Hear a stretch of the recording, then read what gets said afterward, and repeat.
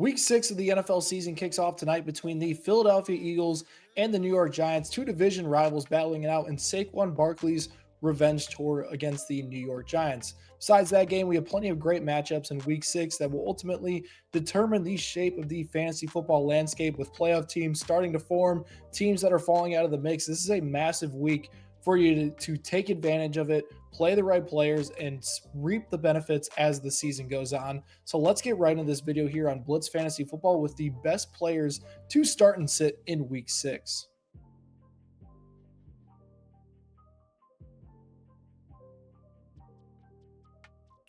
What is going on, everybody? My name is Blitz Link, and we are here with the start and sit guide for Week 6.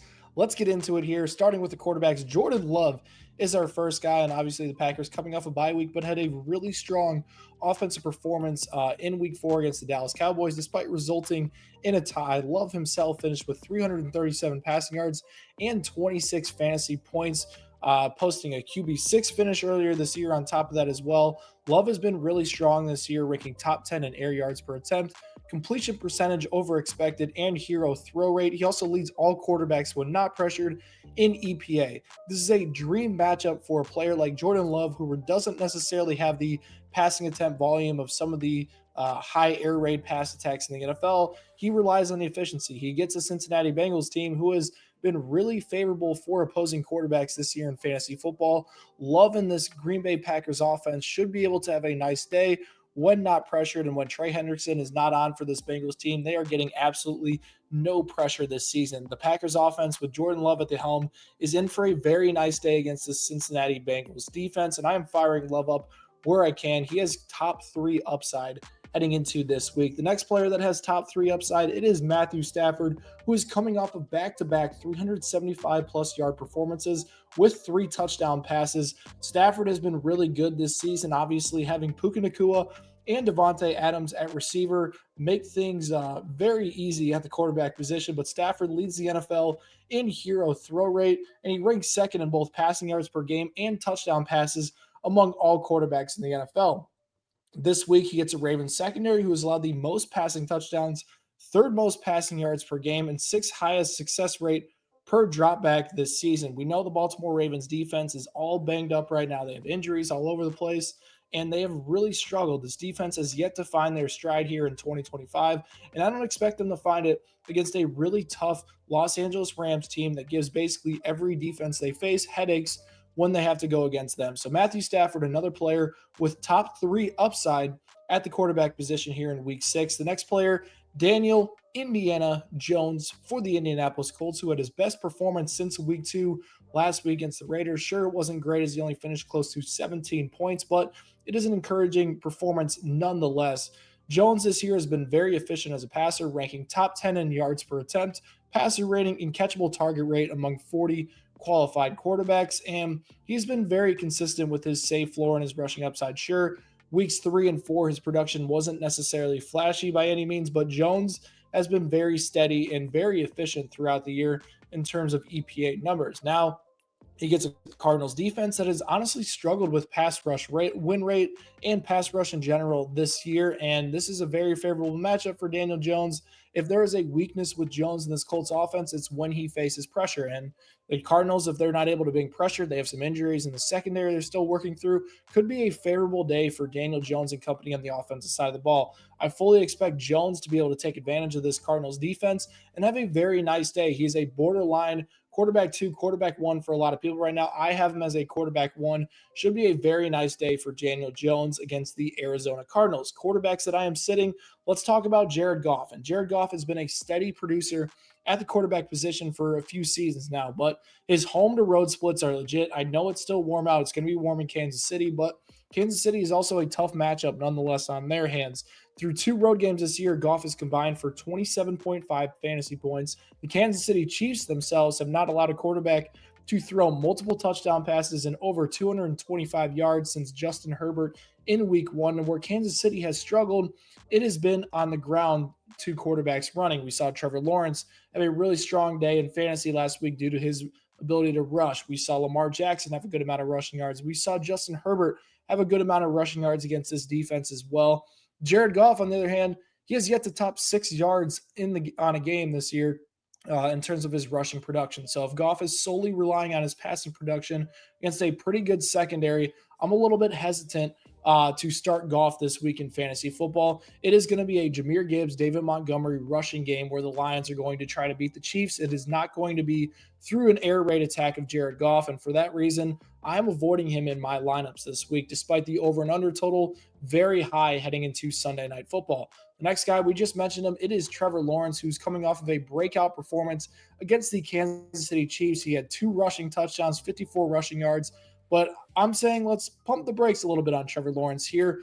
Lawrence has struggled this year through the air. He's only averaging 29th in yards per attempt, 24th in highly accurate throw rate. And while he had his best game against the Kansas City Chiefs, he relied a lot on his rushing upside to have a very good day in fantasy football. And he gets a very tough Seahawks defense, who is top 5 in the NFL in pressure rate. And they've also had a very strong secondary. And I know they're a little bit banged up. They struggled against Tampa Bay last week, but this is a really strong defense. And Mike McDonald has given opposing offenses headaches the entire season long. Trevor Lawrence only had 30 rushing yards entering Kansas City game yesterday, and he had 54 yards in that matchup. So Trevor Lawrence's rushing numbers are going to regress. He is going to regress back to his mean around 13 points per game, which where he was sitting, and I would avoid him in your starting lineups despite a breakout performance in week 5. And then our final guy here, it is Justin Fields for the New York Jets. Probably the most popular sit guy among all the outlets. It's valid. I mean, he's going up against a Denver defense that has been really tough on opposing quarterbacks. His best receiver, Garrett Wilson, is going to be shadowed by Patrick Surtain. And outside of the fourth quarter, Justin Fields' production has not been great this year. And it has been, very inconsistent, I'd say, from this Jets offense. They're not blocking at a very high unit. This Broncos defense ranks second in fewest passing yards allowed. So with Justin Fields in general, I have a hard time trusting him heading into this weekend against a really tough defense. And we saw this against the Buffalo Bills, where Fields had a bust performance against a really good pass defense. So Justin Fields, I am avoiding him this week. Let's get into the running back position.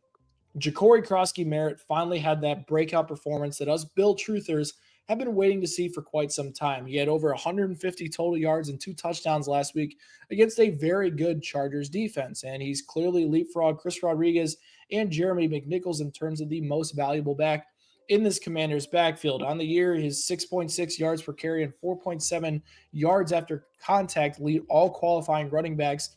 And those are all very encouraging metrics, and they're only going to stay around there because he has a very good rushing quarterback in Jayden Daniels, making his life a little bit easier. So with Jacory Croskey-Merritt, he gets the Bears, who have absolutely been a great matchup for running backs. We saw Ashton Jeanty have his breakout performance ahead of their bye week a few weeks ago, and now Jacory Croskey-Merritt is building off of his breakout performance, and he should be in for a very nice day against a weak Chicago Bears run defense. Rico Dowdle is our next guy, and we all know the Rico Dowdle breakout game here in week 5, 200 total yards on the ground against the Dolphins last week. It's the most yards in a game by a Panther in almost a decade, so absolutely monster performance.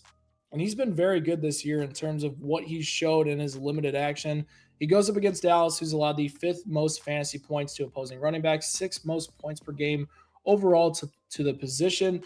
And Dallas has already allowed 3 running backs to go over 18 plus points. So with Rico Dowdle, as long as Chuba Hubbard is out, he's a guy that I want in my lineup. And it's almost a revenge game for him. I know Dallas was a bit interested in, but he didn't necessarily get re-signed by Dallas. He's in Carolina, obviously, decided to take a backup role behind Chuba Hubbard. Who knows? Rico Dowdle revenge game could be another monster game for the veteran running back. Our next guy is Tony Pollard. And while Tony Pollard hasn't been flashy this year, he's starting to show some consistency that has me encouraged for his rest of the season outlook for the Tennessee Titans. He's scored more than 13.9 points in 2 of his last 3 games. And last week, despite Tajay Spears returning, he still had 17 touches, 78 total yards, and a touchdown. Those are solid RB2 type numbers that suggest that Tony Pollard is going to be pretty good. Now he gets the Las Vegas Raiders, who surrendered 13.8 PPR points to a running back in 3 straight games. I think those are very good correlations for me with trusting Tony Pollard in my starting lineup. And I know a lot of people are avoiding him because he's on the Tennessee Titans offense that is the most inconsistent unit in the NFL. So Tony Pollard, RB2, got to have him in your lineup. He's a great play against the Las Vegas Raiders this week. Let's get into Jaylen Warren for the Pittsburgh Steelers, a guy that I am not trusting. His counterpart, Kenneth Gainwell, when he was out, had a monster performance, and it's leading to a little bit of, hey, maybe it's a 50-50 split coming off of the bye week, Jaylen Warren's injury returning. Maybe they get closer to that because Gainwell had the most effective performance on the ground for the Pittsburgh Steelers in the 2025 season. Now he gets the Cleveland Browns, who third fewest fantasy points allowed to the running back position, and have completely shut down guys like Derrick Henry, Josh Jacobs, and David Montgomery heading into the year, and only have allowed 3 runs of 10 plus yards the entire season. So with Jaylen Warren, I'm expecting a reduced workload this week. I'm expecting a very tough matchup against the Cleveland Browns, and I am not expecting him to cash in on a high-end RB2 performance where a lot of people are projecting him. I expect him to be a flex at best and a desperate start if you need him. But other than that, I am avoiding him in my starting lineups. My next running back here is Alvin Kamara, who gets a very tough matchup against the New England Patriots this week and who absolutely shut down James Cook. We know what's going on in New Orleans, where Kendre Miller is starting to increase his workload on a weekly basis. He led the team in rushing, and Miller also leads the team in yards after contact, explosive run rate, taking the early down snaps. Everything is working against Alvin Kamara right now, who ranks below league average in yards per carry, yards after contact, and explosive run rate. So Miller and Kamara are trending in different directions.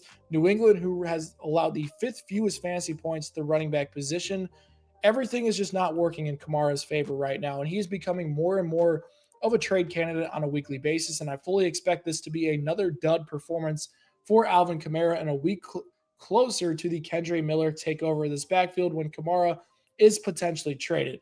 The final guy I'm sitting, it is King Henry. I never thought we would get to this point here, but King Henry is a sit in the 2025 Week 6. Mark your books down. I am not starting Derrick Henry this week, who goes against a very tough Los Angeles Rams defense, and it's just not good right now, especially with Lamar out. He's under 50 yards in 4 straight games and hasn't topped 10.7 PPR points in any of those games. Without Lamar Jackson, he only averaged 2.2 yards per carry. Now he gets the Rams, who have been absolutely shutting down opposing running backs, 5th best in yards before contact and 3rd best in fantasy points allowed to the running back position. So very encouraging for Derrick Henry is that once Lamar Jackson gets back, it's a perfect buy low period for Henry. But I fully expect this week to be another dud performance. Wait till after the bye week, and then Derrick Henry will be fully back and a must start in everybody's lineup going forward. All right, let's head into the wide receivers here. And we're going to start with Stefon Diggs, who was breaking out at the perfect time. Had a slow start to the season, but was just getting implemented after his big injury last season. Over the last 2 weeks, he's had a 42% target share and a 54% air yard share, while ranking 3rd in targets. He's had 247 yards during that stretch and also averaging 16.1 PPR points per game. Those numbers are great in value, but he also ranks 4th in separation and 15th in route win rate during that stretch as well. Everything is suggesting this is a long-term breakout for Stefon Diggs, who's been one of the better receivers of this generation and clearly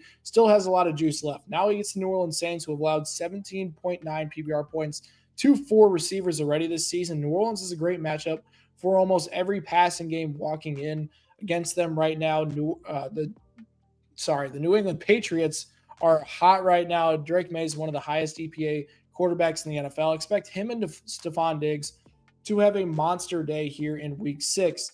Our next guy is Zay Flowers, and a lot of people are like, whoa, why would you start Zay Flowers with Lamar Jackson? Well, Zay Flowers is finally a consistent option in this Baltimore Ravens passing game. He's the wide receiver 19 right now in points per game. He has a 27.1% target share in the season. Last week posted 5 catches, 72 yards while having a 25% target share with Cooper Rush. He's had a 30% first read share this year and also ranks top 10 in the NFL in target share. The touchdowns have not come, and I don't expect them to come with Cooper Rush at quarterback, but the Los Angeles Rams are setting up for a very let's stop Derrick Henry type performance. They're going to stack the box. They're going to do whatever it is. And Zay Flowers is going to get a lot of favorable matchups. And the Rams have been, last week's a great example. Kendrick Bourne went for 140 yards against this team. Zay Flowers should have a lot of favorable matchups, and they are for sure going to be trailing. So it is going to be a heavy volume game for this passing game. Expect Zay Flowers to be in for a really solid game here in Week 6, even though Cooper Rush is at quarterback. Our final wide receiver that I need to get in my lineup, it is Lad McConkey, who's coming off his season best performance of 14 points, which is crazy to say, but it is his best performance, and the Los Angeles Chargers passing game will be relied on even more with Amari Hampton out. He scored his first touchdown of the season, and he also made it his second top 24 finish of the year. He has a 18.7% target share and a 22.5% first read share this season. While those aren't super impressive for where we draft him, it's definitely not horrible by any means. There's better days ahead. I know that they've been featuring Keenan Allen and Quentin Johnston, but the Miami Dolphins defense is the perfect one for him to have his true wide receiver one breakout performance. They have allowed the fifth most PPR points per target to the slot position and the second highest passer rating to slot receivers. So Lad McConkey, we all know, operates in the slot and should have a very good matchup against a Miami Dolphins secondary that has struggled against that position. I like him more than all the Chargers receivers this week. I think this is the week where we finally get a wide receiver one performance from Lad McConkey. As far as wide receivers I'm sitting, let's start with Jameson Williams, who hasn't necessarily found the consistency this year after a breakout 2024 season. He's the wide receiver 63 in points per game, and he's had just a 15% target share with 40% of his targets being deep shots. He basically, his only role right now in this new Detroit Lions scheme is that JMO is just only getting the ball downfield. That's not very encouraging for me that they are trying to work him in the offense outside of being a field stretcher. And yes, his 19.4 air yards per target lead the NFL by a crazy amount, but that's not very encouraging because he's not getting enough volume to be viable. Now he gets the Kansas City Chiefs, who will have one of the best defenses against perimeter receivers, get sixth fewest deep passing yards allowed per game, seventh lowest deep ball completion rate, and the lowest passer rating when targeting deep in the NFL. So with Jameson Williams, it's an incredibly tough matchup for him to get going. And I think that going forward until we see this offense change their utilization, Jameson Williams is a sit for me every single week. Brian Thomas Jr. is slowly ascending to a starting lineup, but I cannot trust him yet. 4 catches, 80 yards last week against the Kansas City Chiefs. He's had back-to-back wide receiver 3 finishes, and those are his best performances of the year. That's not super encouraging. He's only averaging 48.8 receiving yards per game with 1.53 yards per route run and has yet to find the end zone. That's not necessarily encouraging. Now he gets the Seattle Seahawks, who allowed the 12th fewest fantasy points to opposing receivers and the 6th fewest PPR points per target. So with Brian Thomas Jr., I know the target share has been really good. The first read share has been really good, but it's just not valuable targets right now. And I know Seattle struggled against Tampa Bay last week, but this is a different animal of an offense, and Brian Thomas Jr. should be in for another down week here this week. And then T. Higgins. I know they traded for Joe Flacco, but I am not trusting T. Higgins just yet in my starting lineup this week for the Cincinnati Bengals. They are going against the Green Bay Packers, who've been very tough against perimeter receivers this year. 10th fewest PPR points allowed. Higgins is just averaging 31.6 yards per game and a 17% target share with a 48% catch rate, which is the 5th worst among receivers with at least 25 targets. Not very encouraging. Joe Flacco should make this number much better this year, but until we see some progress from this passing game, I fully expect T. Higgins to be on benches going forward. Let's get into the tight end position here. We're going to start with David Njoku, who finally had a very encouraging week in fantasy football. 6 catches, 67 yards, and a touchdown on 9 targets, finished with 18.7 PPR points and a tight end 7 finish, 24.2% target share. And Dillon Gabriel was looking at the tight end position early and often, maybe their most valuable role with Gabriel now inserted at quarterback. He gets the Pittsburgh Steelers, who he's historically had a lot of success with. In their last meeting, he had 13 targets and caught 7 passes and a touchdown. Pittsburgh has also struggled against tight ends this year, 2 touchdowns allowed in their last 3 games. So with David Njoku and Harold Fannin, I feel incredibly encouraged that these guys will get going again this week. Njoku in particular, got to have him in your starting lineup. The next guy here, Jake Tonges for the San Francisco 49ers, who's coming off of a monster game last week. He called in 10 catches for 99 yards and 2 touchdowns over the last 2 weeks on 16 targets. He's done a great job of filling in nicely for George Kittle while he's been out. And with the injuries to Ricky Pearsall, where he's expected to miss this week, Jawan Jennings, we have no clue, probably going to miss this week as well. He's the perfect streaming option against the Tampa Bay Buccaneers, who have allowed 4 touchdowns to the tight end position and the second most fantasy points to the tight end position since week 4. So with Tonges the San Francisco 49ers passing game, whether it's Mac Jones, Brock Purdy, who knows, whoever it is, they're going to try to find Jake Tonges, Kendrick Bourne, and I really like Jake Tonges as a stream tight end with tight end one upside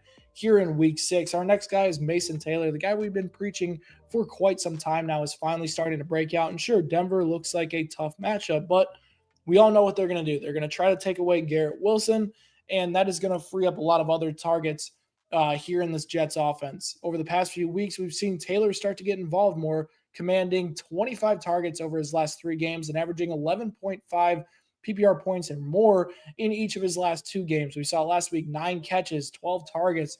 His first read share has even jumped to 28% over the last 2 weeks. So as far as Mason Taylor goes, good matchup against the Denver Broncos with what Surtain's going to do with Garrett Wilson.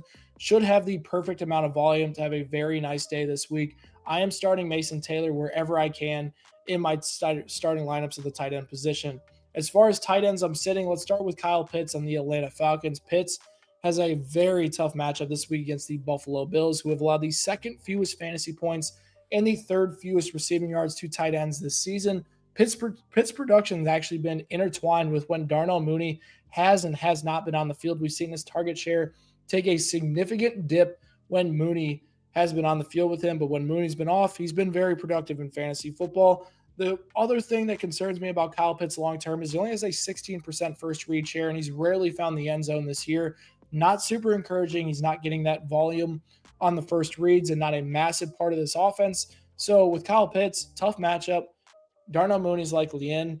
I'm out on Kyle Pitts. And let's go to the other side of the field. Dalton Kincaid, really good start to the season, scoring touchdowns in every game, but he's had cakewalk of a schedule to open the year, and he doesn't have a cakewalk this week against the Atlanta Falcons, who are the best defense against tight ends entering week 6. And while Kincaid has been productive this year, no tight end has had over 4 targets against the Atlanta Falcons this year. As far as Kincaid goes, he ranks 42nd in snap share, 27th in route participation rate, and he's also 23rd in first read target rate, despite topping 14.8 PPR points in 3 of his last 5 games. So with Kincaid, he's not on the field a ton. If he's not getting the volume, he's relying on these touchdowns. And while I do think that he is probably the most likely guy to score a touchdown in this Buffalo Bills passing game, it's incredibly risky with how good the Falcons have been against tight ends this year. I am avoiding Dalton Kincaid this week in fantasy football where I had the chance to. Mark Andrews is our final guy, and while I like Zay Flowers in this passing game, I can't say the same about Mark Andrews this week. And Mark Andrews is just a big disappointment this year, it feels like. Last week, 2 catches for 27 yards on 3 targets. He's averaged just 4.3 PPR points per game with only 2 red zone targets all year outside of his big performance in week 3. Everything is just looking down right now. And while the Rams are an average, matchup for Mark Andrews this week, I don't necessarily feel confident that he's going to have the volume or the separation in the passing game to be viable in fantasy football. Typically, he relies on the Ravens' running game being super efficient, and Lamar Jackson, Derrick Henry getting going. It opens him up. He's not an elite separator, but not going to have that this week. So Mark Andrews, I am fading him at all costs. Let's get into the defenses this week, and we're going to start with the Green Bay Packers, who get the Cincinnati Bengals. I'm not super encouraged that Joe Flacco is going to make a major difference this week for a defense that has allowed defenses to score 30 points like the Vikings, 10 points over the last 3 games since Burrow's been hurt. Trust them this week. I like the Pittsburgh Steelers this week against Dylan Gabriel, who's been sacked a ton. Rookie quarterback. The Steelers have been much better as of late as well. Then the New England Patriots, who take on the New Orleans Saints this week. Spencer Rattler has been very volatile. This offensive line has struggled as well. Should be a nice matchup for a team that's been able to stop the run at an elite level to open up this season. As far as defenses I'm sitting, we're going with the Lions and the Chiefs, who both should be in for a very high-scoring matchup in this one. I know I mentioned Jared Goff's a sit for me, but I think their running game matches up well with Kansas City. And then on the Kansas City side, they have been very tough on opposing defenses this year, whether it's an elite unit or an average unit. The Chiefs typically take care of the ball and provide very tough matchups for defenses. And then the other one, I am sitting the San Francisco 49ers defense against a red-hot Tampa Bay Buccaneers offense this week. I want no part of that matchup, even though the 49ers defense has been pretty good this year. As far as kickers I'm going with, I like Josh Carty this week who has been really good this season, double-digit points in back-to-back outings. Baltimore has allowed at least 11 points to 3 different kickers this year. Should be a nice week for Josh Carty. Cameron Dicker is the other one who faced the Miami Dolphins defense. 4 different kickers have allowed 11 or more points against the Miami Dolphins. So really good matchup for Dicker there. As far as kickers, I am sitting Harrison Butker is the first one. Seems like every week he's coming up with a miscue, whether it's a miskick, mispay, BAT, kicking the ball out of bounds. Butker is not hot right now. Gets a tough match against Detroit Lions, 5th hardest matchup for opposing kickers. And then the other one is Chad Ryland. Was a very tough matchup against the Indianapolis Colts this week. If you guys did enjoy this video, make sure you hit that subscribe button for more Blitz fantasy football content. Tune in Saturday at 8 Eastern time. We are going live for a live start and sit Q&A where you can drop all of your questions down in the comment section below. I will see you guys there, and drop a comment in this video if you do have any immediate start and sit questions. My name is Blitz Link, and I will catch you guys next time on Blitz Fantasy Football.